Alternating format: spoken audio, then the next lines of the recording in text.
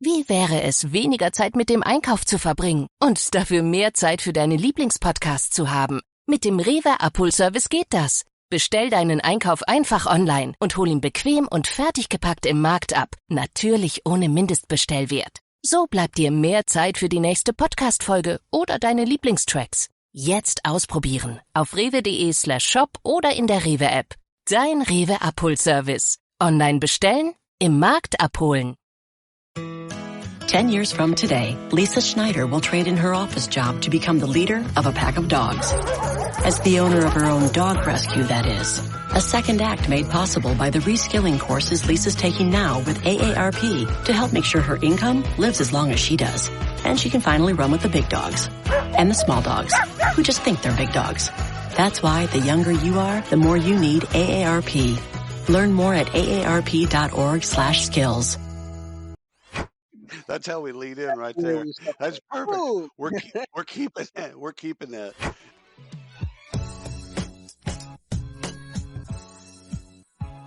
This is William Tincup and Ryan Leary. You're listening to the You Should Know podcast.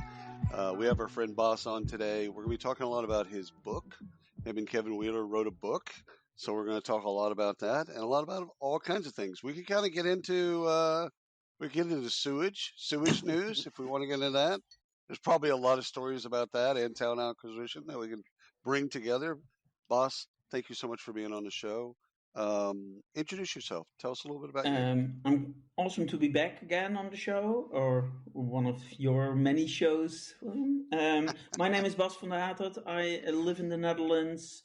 I have been in this industry for about 20 years now.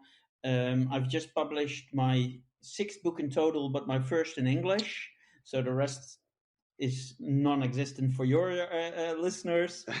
And I have Google Translate. Sorry. Yeah. Most of them are very specific to the Dutch market and the way we work as well. So, and I run a big conference here in the Netherlands. I do some consulting with companies on talent acquisition, mainly candidate experience and selection and assessments. And I speak all over the world on those topics. So what I took away from that, William, was that Americans only understand one language. 100%. That's what I took from that. But and Ryan, that's a stretch. We barely understand English. That's very true. But Boss, we're so glad to have you here, man. Let's just jump into the book. I haven't gotten to read it yet, so I'm flying by the seat of my pants here, and I know it comes out March 1st. Is that what I saw? Actually, or is it out now? Pre-sale? It's February 27th, tomorrow after we're recording this, technically. Oh, look at that. Breaking news. We got it right here. What was the inspiration on the book? Tell us about that. Yeah. Well, to be honest, it started in COVID. And basically, because I make most of my money and spend most of my time speaking at events, I was bored out of my mind, and I figured Kevin would be as well. So I just sent him a message like, Kevin, what are you doing right now? And would you consider writing a book together with me? And he was like, yeah, because you have actually been able to finish books, and I've only started them. So let's try to get this puppy on the road. We actually only started writing after we met in person after the pandemic was over, but we had almost weekly discussions on what we were going to be talking about. And it was, we figured that AI was going to change basically everything in TA. During the writing of the book, all of a sudden ChatGPT came out. So we all of a sudden had to adjust certain chapters about, this is what's going to be possible to, look, this is what just happened, which also meant that we were on the right track because, it just showed us everything which we thought we were going to see in 4 or 5 years' time, just 2 or 3 years earlier. So the book's title is Talent Acquisition Excellence, correct? Yes. How'd you come up with that? Like, well, you could have named a book a jillion different things. So why did we start with that? That's actually because the publisher had a very big say in the title. Gotcha. And fair. As far as we're concerned, it was the least worst title they suggested. Here's five. All of them are horrible. What's the least horrible? The original title was Talent Acquisition in the Age of AI, but apparently AI works terrible in the Amazon algorithm search and every search engine, so we couldn't use AI in the title, and then we just ping-ponged about 25 titles up and down, and we ended up the discussion that it was Talent Acquisition Excellence. Yeah. Well, excellence isn't a bad thing. I mean, you're shooting for excellence. A lot of people are shooting for that and miss, so it's not a bad thing. It's not a bad title. No, it's not a bad title. That's what I said. It was. We were personally thinking a lot about talent acquisition scenarios because there's so many scenarios in there, and I think the premise of the book, which we found out during writing, is there is no one way to do talent acquisition right. There are a lot of ways to do it badly. But there's also several ways to excel at talent acquisition. Let's focus on the bad. What do you see as bad? Define that. I think that as long as we still are about between 30 and 50% mishires, we suck at our job. And let's be very honest. If you had a lawyer who was right about the law 50% of the time, do you believe that you would still hire that person? If your salary was correct 50% of the time, would you still work for that company? Point taken. Point taken. Although if you hit 200 or 250 and you fail 75% of your time, you hit the Hall of Fame. In baseball. Only in baseball. Yeah, only in baseball. It's the only sport. In football, the club that you support, if they win 50% of the time, you're dead. You're disappointed. You're a Tottenham supporter. Go Spurs. I love the Spurs, but I actually recently had that on a television show where people were like, yeah, but in Europe they still support teams which are always losing, and then the 100%. and then the Brits said, yeah, but those people are from Tottenham. Well, there's a Netflix special called Sunderland Till I Die. Yeah, I know. Which is absolutely fantastic. But it's that deal. They went from Premier, went down to the Championship, and they got relegated again to League One. And it took 4 years to get back up to the Championship. So, but their supporters, they never wavered. No, but that's very specific European, and there's a lot of things. I mean, I once built on. I used to support the team from my hometown, and I'm one of those few people who doesn't even know a single player from them right now because the way they were running the club was, let's just say, not in line with my ethical. There was a lot of crime, 100%. And the club would not address people basically beating up other supporters and stuff like that. Oh yeah. And I turned away from them, and I literally had a lot of people who say like, yeah, you're just not a real supporter. Yeah, no. I'm gonna support them when they're within my values, and not support them when they're not. Yeah, and it's. I actually talk to people sometimes like, listen, we've got a Dutch team who basically were not allowed into Rome again because they trashed the Trevi fountains, and then unrepairable, and they're like, yeah. And I'm like. I make one mention of sports, and the two of you just take it off into another world. I know nothing about, dare I say, soccer. I know nothing. I know nothing about it. I didn't get your baseball reference either, Ryan. I was very happy that William made it. Wait, how did you start off? Baseball. How did you start the call off, right? I had to translate. Ryan was like making a baseball reference. I'm like, Boss doesn't care I'm American, baseball. man. I'm American. I know some of English. I know a little English. I'm good. Good. But let's get back to the book. Let's get back to the book. Let's get back to the book. Talent excellence. Define that. Walk us through what is Boss's definition of talent? Like I said, there is a lot of ways to do talent acquisition in an excellent manner, and I think starting with having a talent strategy and then executing on it. So. Whatever you do, start at the beginning point. Have a talent strategy, not a talent acquisition strategy, a talent strategy in line with your corporate strategy. And that can be basically anything because there's a lot of different corporate strategies. So we talked about, if you are grow your own company, make sure that you have a talent strategy and that you have a grow your own talent acquisition strategies. You should hire on potential. Now, if you're, I actually put in a low budget Dutch airline case in there, who says, listen, we're low budget, hence we don't pay the highest wages because then we wouldn't be able to have the lowest airfares. So for our IT staff, that's an issue. So we have a grow your own IT staff. We basically give people who we can measure with assessments and selection, have the talent to be a good IT person, who say they want a good IT person. We also measure them then on their learning agility, and we give them a traineeship to become IT at our company.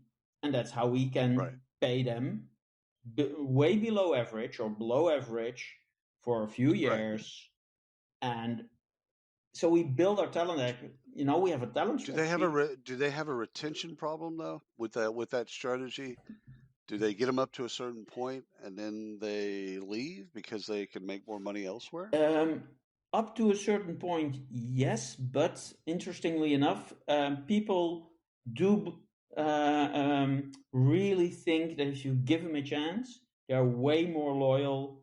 It's the most loyal people I've ever seen at organizations are people with a physical disability, because they weren't discriminated against. They were given a chance. I once had a great friend of mine who was in a wheelchair, and he literally said, "Yeah, it's not like I'm going. I'm underpaid here, but it's not like I'm going anywhere because nobody will accommodate the fact that I'm in a wheelchair. And by the way, I already limit myself to people with an office with an elevator." Which basically limits the companies I can even apply to. Right. So take us through the book, chapter by chapter. Let's just go through it really quickly. What were y'all trying to, talent acquisition excellence? Okay, we've already kind of talked about that, but take us through the book. What were you trying to achieve chapter by chapter? Well, we start with simply giving the world, showing the world of talent acquisition as it is right now, which means demographics play a big role in the US, less than in Europe, because you've got a lot more people coming to your country, and we are now even limiting migration a lot.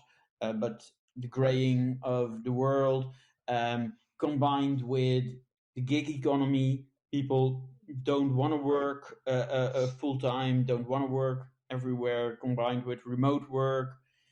All those trends are in there, but also there's a big technological shift coming. What are the most rewarded skills to have? It used to be memory. A lawyer was a very well-paid person if you could cite during a trial all kinds of case studies. It's Alexa. Exactly. Yeah. So we are thinking about what skills will be rewarded, so to say. Future-proof. To give you an idea, the three main skills, and this is actually, I'm skipping to the end of the book because we have a nice flow in there, but the skills we believe will be extremely important for every company and every job is, on the one hand, the extreme researcher.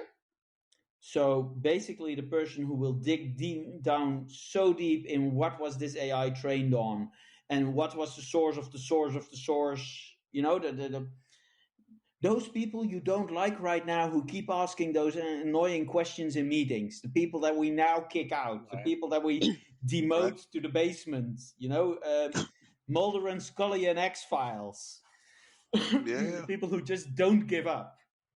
The other one is the editor, the people who keep checking and improving what the AI did well and where there's still a little mistake. And with editor, I mean there can be a visual editor, but the people who just improve on the AI. And the third one is the true creatives, the Gaudis, the Picassos, the weirdos of their time. Again, the people we used to kick out of the company because, like Steve Jobs at Apple, this man, at his first stint in Apple, he had a vision, he had an idea, and nobody understood him. I'm not saying that everybody who's ununderstood is a genius, but some people are just weird. Just misunderstood. Yeah. Exactly. But there's also genius weird. Empower. Tim collects bobbleheads. A lot of bobbleheads. Baseball bobbleheads. Race car bobbleheads. Little chihuahua bobbleheads. He's got an entire room strictly for bobbleheads. Does he need them? No. Is his wife mad about it?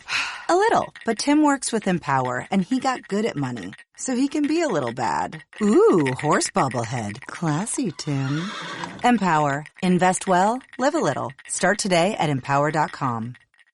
The number one selling product of its kind with over 20 years of research and innovation. Botox Cosmetic, out of botulinum toxin A, is a prescription medicine used to temporarily make moderate to severe frown lines, crow's feet, and forehead lines look better in adults. Effects of Botox Cosmetic may spread hours to weeks after injection, causing serious symptoms. Alert your doctor right away as difficulty swallowing, speaking, breathing, eye problems, or muscle weakness may be a sign of a life-threatening condition. Patients with these conditions before injection are at highest risk. Don't receive Botox Cosmetic if you have a skin infection. Side effects may include allergic reactions, injection site pain, headache, eyebrow and eyelid drooping, and eyelid swelling. Allergic reactions can include rash, welts, asthma symptoms, and dizziness. Tell your doctor about medical history, muscle or nerve conditions including ALS or Lou Gehrig's disease, myasthenia gravis, or Lambert-Eaton syndrome, and medications, including botulinum toxins, as these may increase the risk of serious side effects. For full safety information, visit BotoxCosmetic.com or call 877-351-0300. See for yourself at BotoxCosmetic.com. So let me ask you a question that I've had probably more in the last 6 months than before, and it's the agility question around, TA falls in love with technology. They fall in love with process, and they become a bit rigid, at least historically, we'll say, historically rigid in their approach to candidates. And I've seen candidates so we've all seen the same thing. Candidates, they want things their way. They want things fast. And so, it's almost back to a football analogy in some ways. It's like you see some managers that are system managers. And so the talent has to fit the system that they play. Or you also see some managers in football that they just take the talent and go, this is the talent I have. Okay, now let me create a system around that talent. And it seems like we're now in an era of talent acquisition where we can't be systems people anymore. That's the recruiting, the best recruiters in their teams. They have to learn how to be talent-centric. In this case, candidate-centric.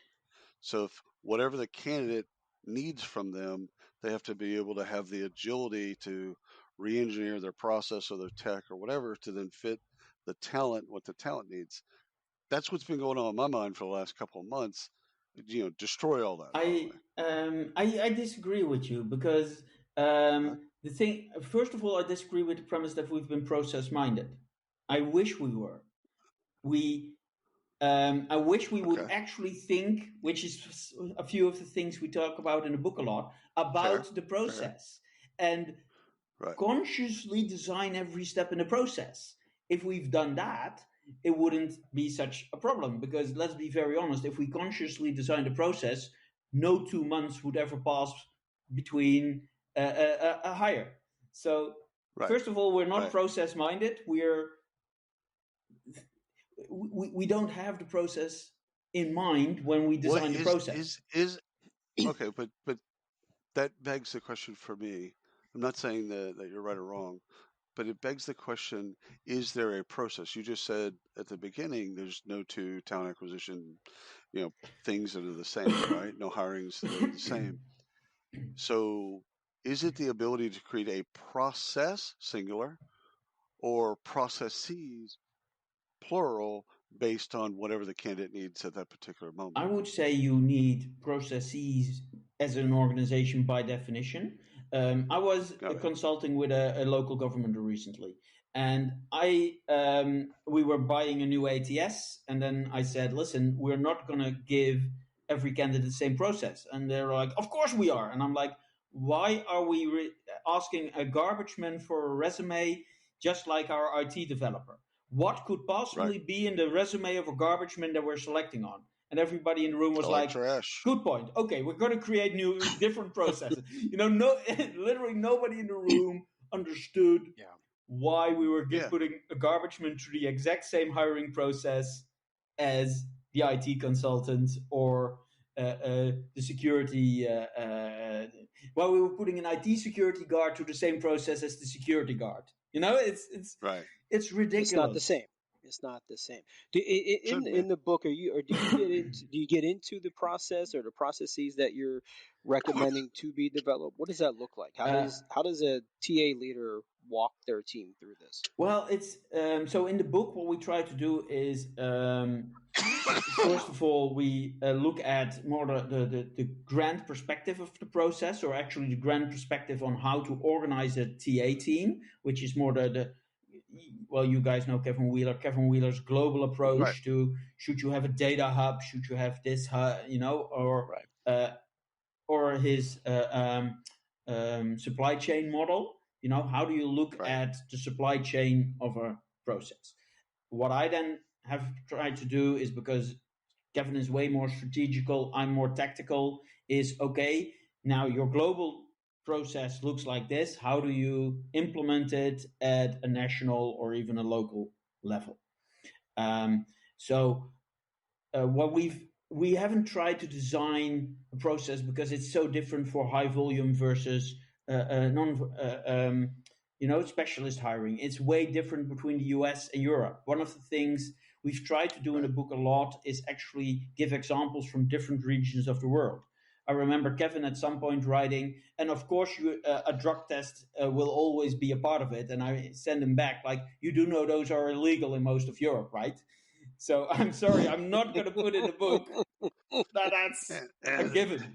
And ineffectual in most of the United States. That's got to be hard to write a book from a global perspective in that case.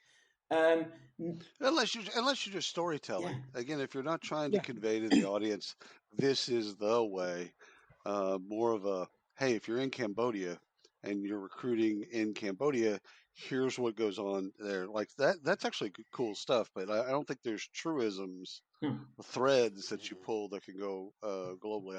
I've always, every time I've been in a room where someone talks about global recruiting, it's hard to pull one thread that goes all the way through that makes sense for everybody. And that's exactly it. And what we try to do is very often simply emphasize the difference mainly between the US and Europe, just by like my example with drug tests, of course the social constructs that we have, like being able to hire or fire, data privacy. Privacy, but also, in the Netherlands it's very unique when it comes to part-time work. While in the US that's frowned upon, in the UK that's what only the people who can't get a full-time job do. And I literally, just a simple example, I've become friends with a Ukrainian refugee who had to fly the war twice now because he was originally from Crimea. And I was helping him, introducing him to TA leaders to get a job here. He's originally a Scrum Master, so there's no shortage of work for him, And he said, but I want to finish my Dutch lessons before I start applying. And I'm like, but you have 2 mornings a week Dutch lessons. And he's like, yeah. I'm like, you can simply tell your TA manager that you're on a 4-day work week and yet you have 2 days off, and everybody will understand. Right. And he understood it, but he refused to do it because nobody works part-time. That doesn't happen. That's not... And especially, women might work part-time as a Ukrainian, but the men, then you're just, then you're not a manly man if you work part-time. Well, that's a cultural norm. Yeah. And so we try to do that. I have some examples from the Middle East where I used to do some training as well. Like, if you get like Emirates Airways, 50,000 applicants on your customer service jobs every quarter, you're sure as hell going to use some technology to shift through that. You have to. You have to. And in their case, let's start with checking them on a video for the level of English they speak.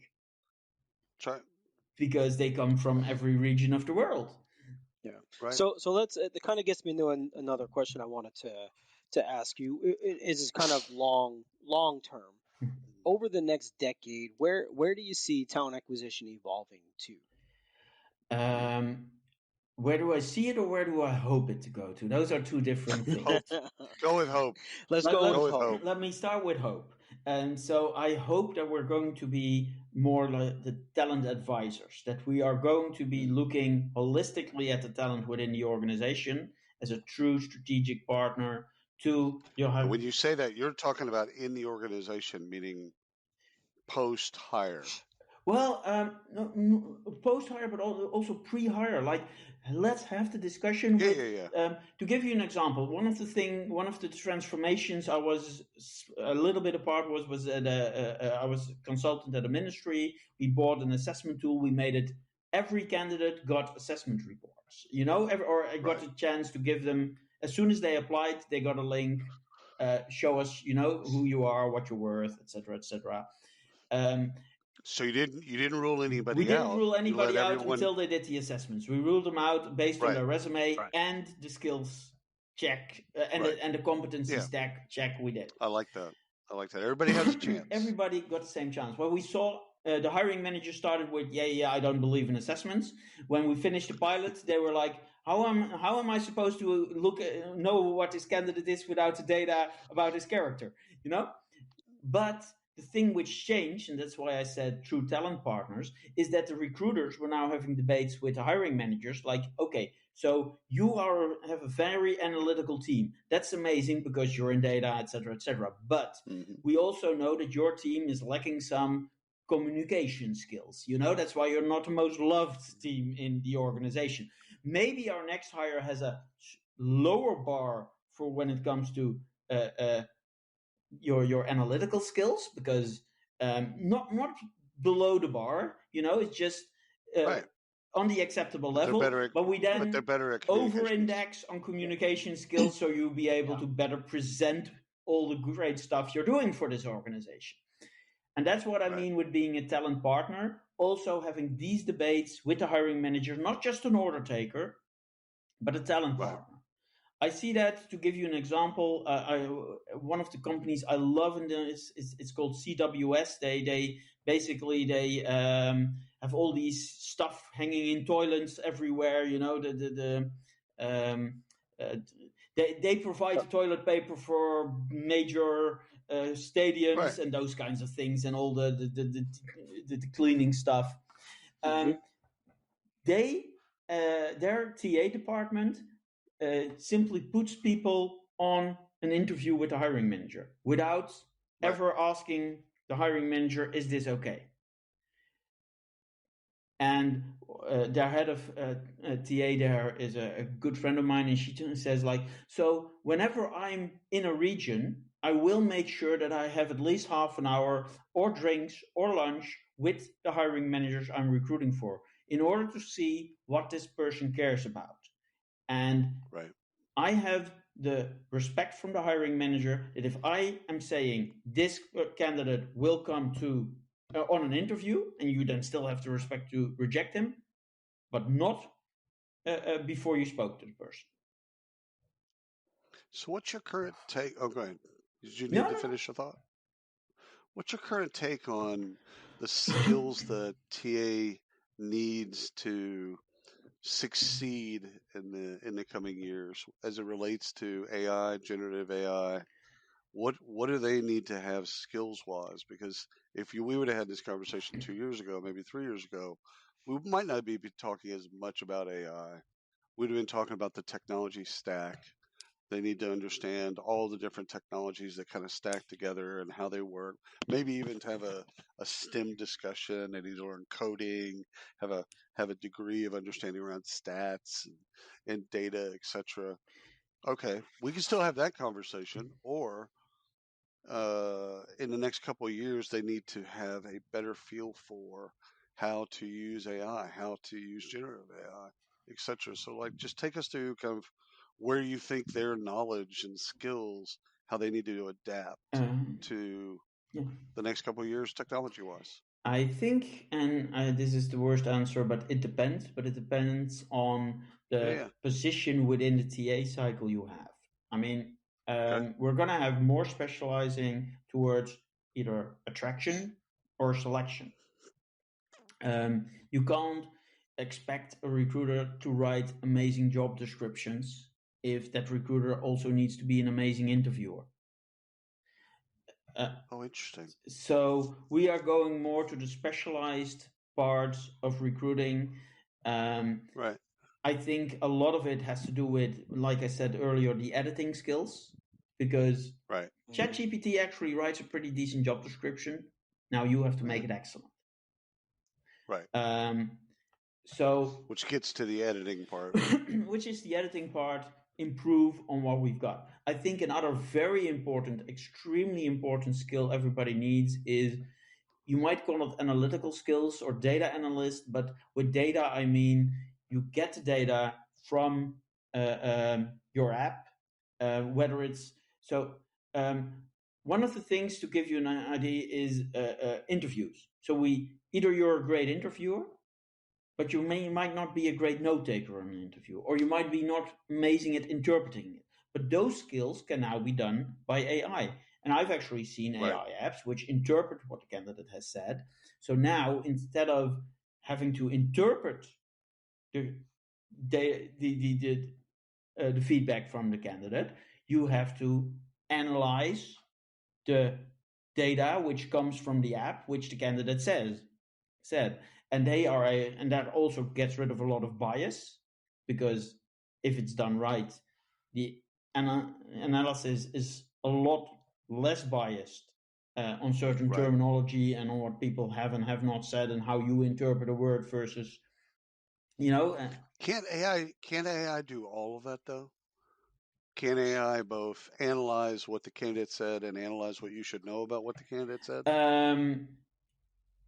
It can analyze what the candidate said and what you should know about it, but not who, based on that data, is the best fit within the team.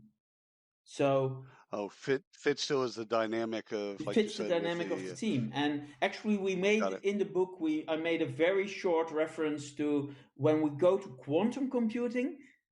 This is the part where they will actually take over from human recruiters, because quantum computing, but thankfully quantum computing is 25 years away probably. Still can't cool it. Exactly. Because it's not an AI problem, quantum computing is, because it's genuine physics. It's genuine physics, so you got to be able to cool it. If you can't cool it, doesn't matter how good it is. Exactly. So basically, I think we're going to get there eventually, but right now, seeing and actually analyzing what is the team, what are the team strengths, what are the weaknesses, what are the candidates, what do they bring?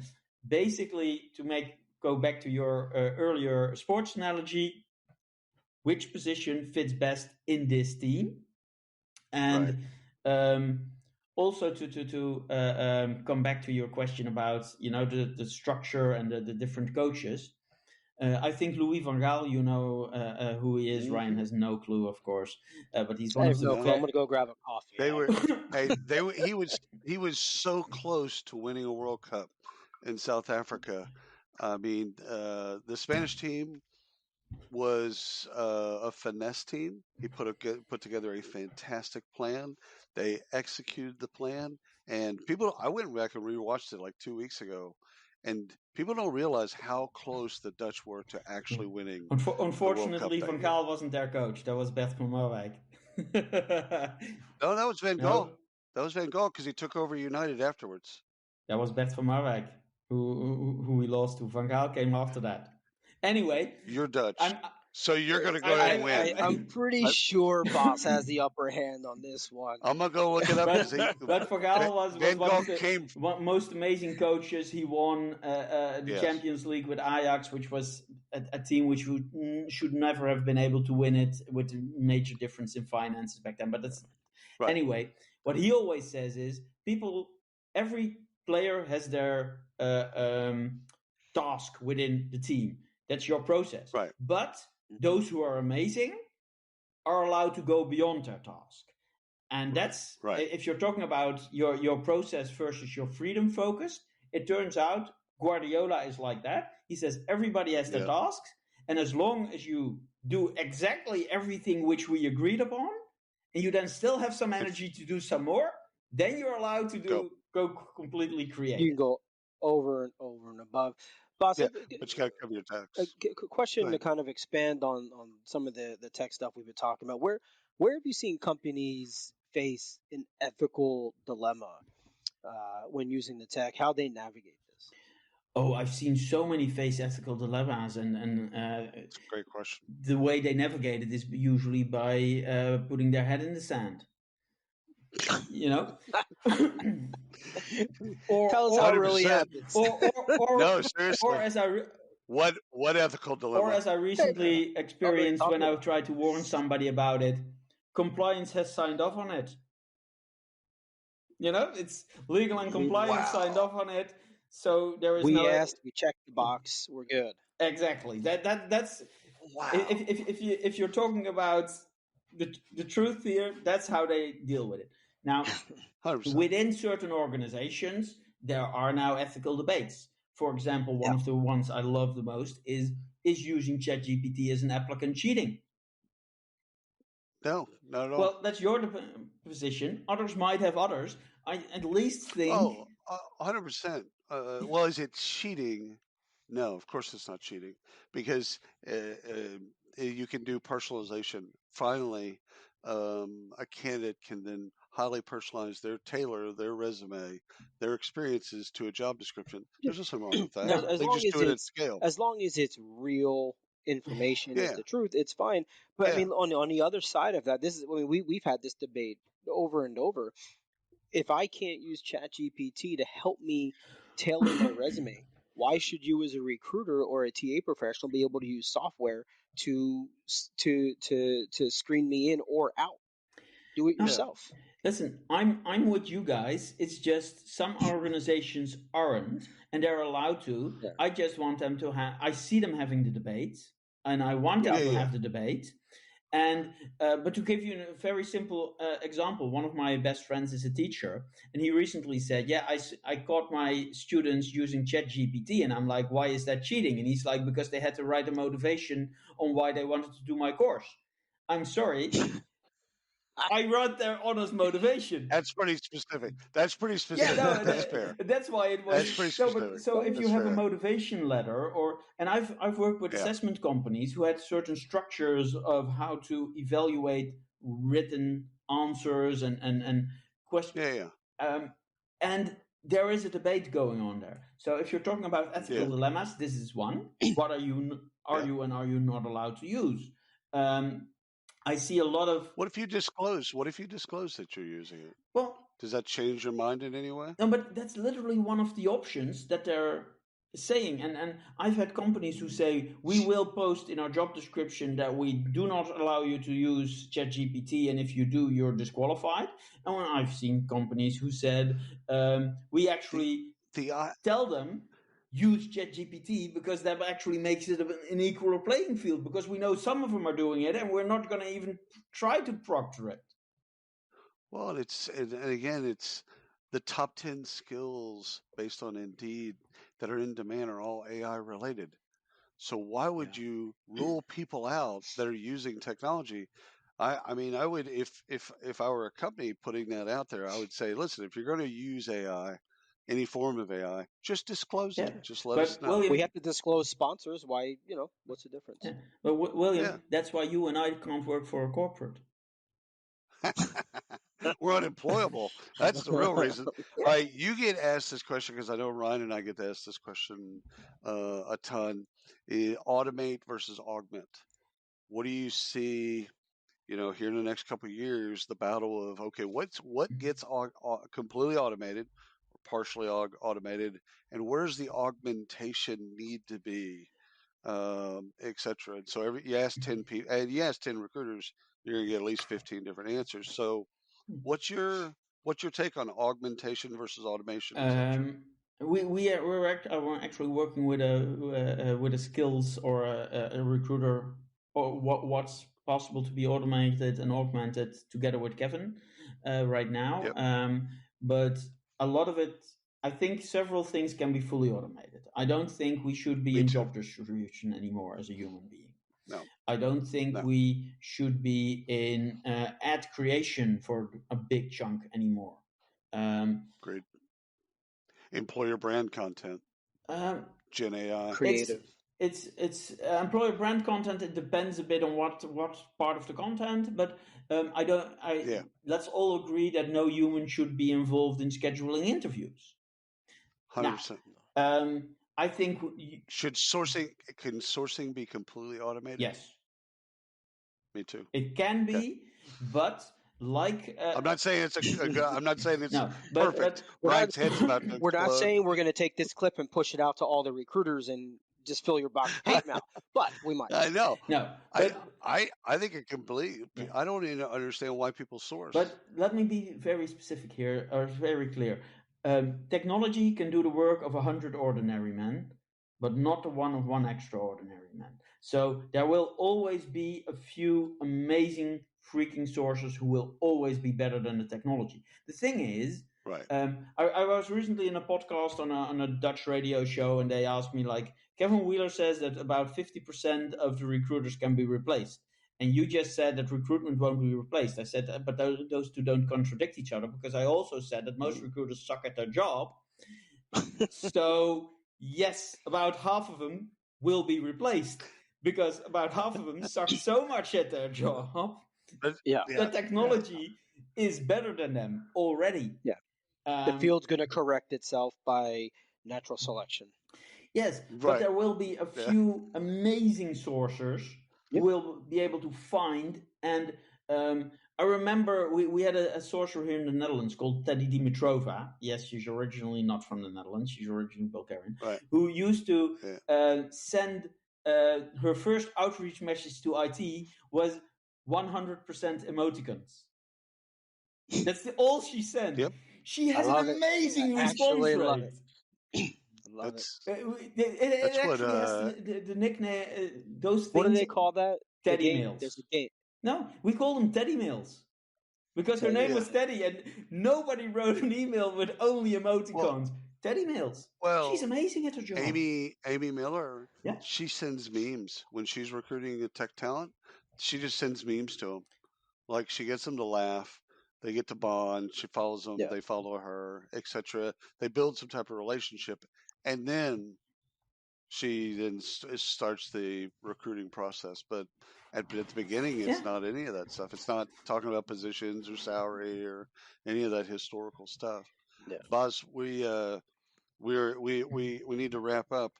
Best advice that you've heard from other people giving to recruiters? What's something that's stuck with you in the last year or so that you've heard somebody say and go, yeah, that's actually really good?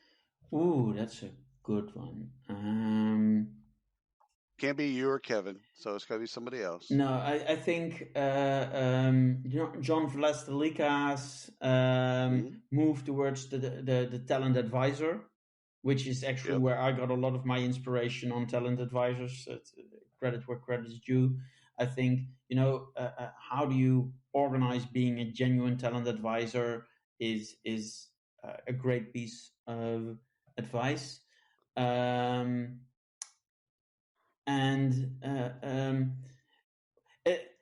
might not be an advice, but it's something I've learned by somebody who changed jobs from head of recruitment from the Ministry of Foreign Affairs. He was my client, and he is now our ambassador to Trinidad and Tobago.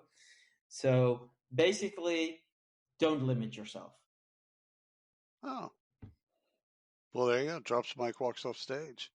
Boss, thank you so much for coming on the podcast. We really appreciate you, and good luck with the book. It comes out tomorrow in the U.S.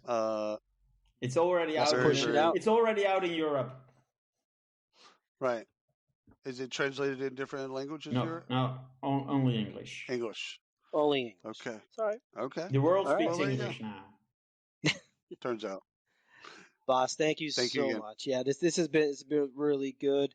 If you're watching, if you're still listening, like, subscribe, connect with us everywhere. Connect with Boss. We'll have his stuff in the show notes somewhere. And Boss, I'm sorry, but AI will create your show notes. So don't get mad at us. And so it should. And so it should.